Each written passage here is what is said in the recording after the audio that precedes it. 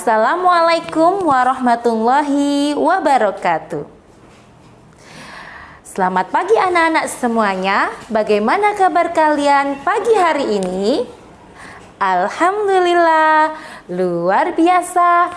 Tetap semangat. Allahu Akbar. Alhamdulillah. Bagaimana? Apakah hari ini kalian masih tetap semangat? Kita tepuk semangat dulu ya. Tepuk semangat. Semangat. Semangat. Baik anak-anak, hari ini kita akan belajar fikih tentang istinja dan manfaat bersuci. Sebelum kita lanjutkan pembelajaran pada pagi hari ini, marilah kita awali dengan membaca basmalah terlebih dahulu. Bismillahirrahmanirrahim. Terima kasih. Anak-anak, minggu yang lalu kita sudah belajar tentang najis dan hadas. Sekarang Bu Etik mau tanya dulu ya, najis dibagi menjadi berapa macam? Ya, benar sekali, ada 3 macam. Yang pertama ada najis, ya, najis mughalladho atau najis berat. Yang kedua ada najis mutawasito atau najis sedang. Dan yang ketiga ada najis, iya benar sekali, mukhaffafah atau najis ringan. Kalian masih ingat lagunya? Kita nyanyikan bersama-sama.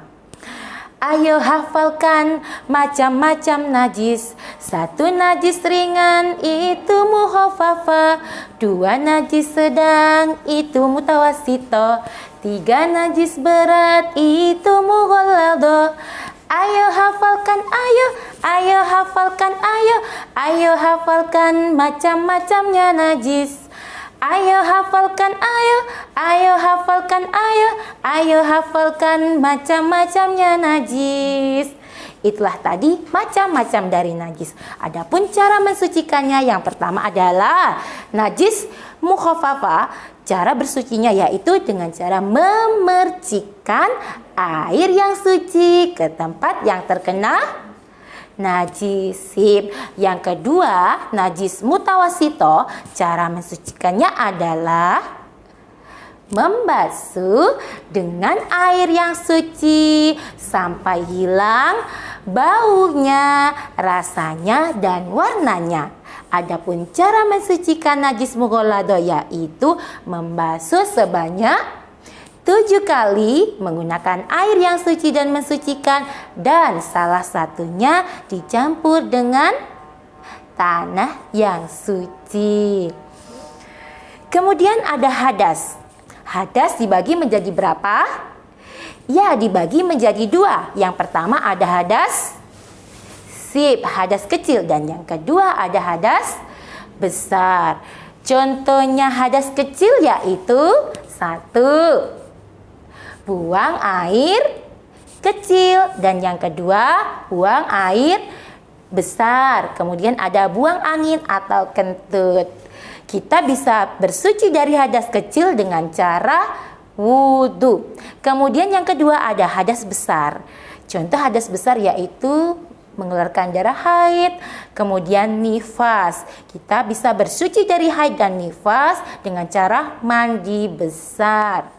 Baik, selain wudhu dan mandi, ada 1 cara bersuci, yaitu istinja. Apakah kalian sudah tahu apa itu istinja? Istinja itu secara bahasa artinya cebok. Tahu cebok?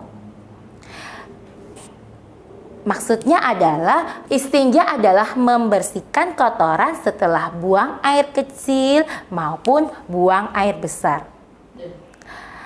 Alat bersuci yang paling bagus adalah air. Jadi ketika kita habis buang air besar, kan kita harus membersihkan dulu. Yang paling bagus dengan air.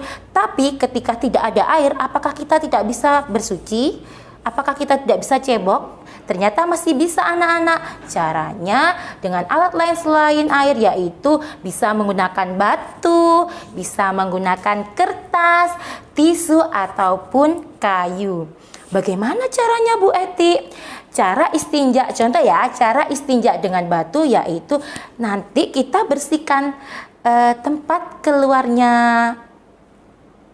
kotoran atau keluarnya pup kita, itu kita bersihkan menggunakan batu tadi. Paling sedikit dengan 3 kali sapuan atau bersihan ya. Seperti itu. Baik, itu tadi dinamakan istinja. Bu Eti ulang lagi ya. Istinja adalah membersihkan kotoran setelah buang air kecil maupun buang air besar, atau lebih gampang dengan cebok. Lebih mudah disebut dengan cebok. Baik. Sekarang kita juga akan belajar tentang manfaat bersuci. Anak-anak, Allah itu sangat mencintai kebersihan. An-nadhafatu minal iman, at-tuhuru syatrul iman. Itu kebersihan adalah sebagian dari iman. Bahkan ada hadis yang berbunyi, al-islamu nadhifun fatanadhafu fa innahu la yadkhulul jannah illa nadhifun. Islam itu bersih, maka cintailah kebersihan, karena sesungguhnya tidak akan masuk surga kecuali orang-orang yang cinta kebersihan. Kebersihan di sini itu bisa kebersihan diri, bisa kebersihan lingkungan. Kebersihan diri contoh mandi, seperti itu ya. Tujuannya apa ya? Kita harus menjaga kebersihan. Manfaatnya itu banyak anak-anak.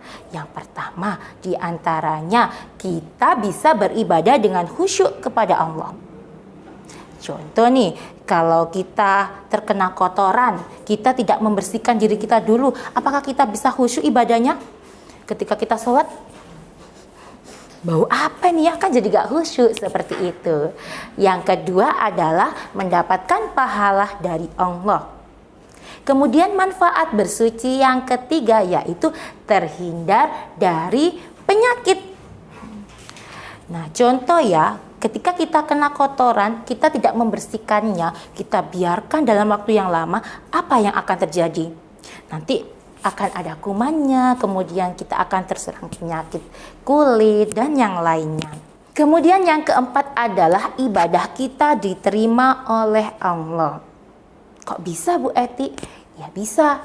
Contoh ya, sholat kan harus dalam keadaan suci, baik badannya, tempatnya, atau pakaiannya. Jika kita sholat tidak dalam keadaan suci, maka sholatnya sah apa tidak? Nah, kalau tidak sah kan nanti tidak diterima oleh Allah. Kemudian yang kelima, manfaat menjaga kebersihan atau manfaat bersuci yaitu tubuh kita akan sehat dan kita merasa nyaman. Itulah tadi di antara manfaat bersuci. Sekarang kalian sudah tahu manfaatnya kan?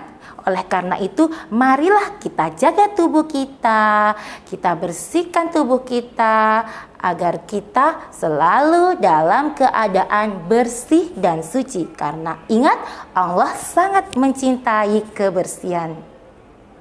Itulah tadi pembelajaran kita pada pagi hari ini. Marilah kita tutup pembelajaran dengan membaca hamdalah bersama-sama. Alhamdulillahirabbil alamin. Terima kasih atas perhatiannya. Bu Eti akhiri. Wassalamualaikum warahmatullahi wabarakatuh.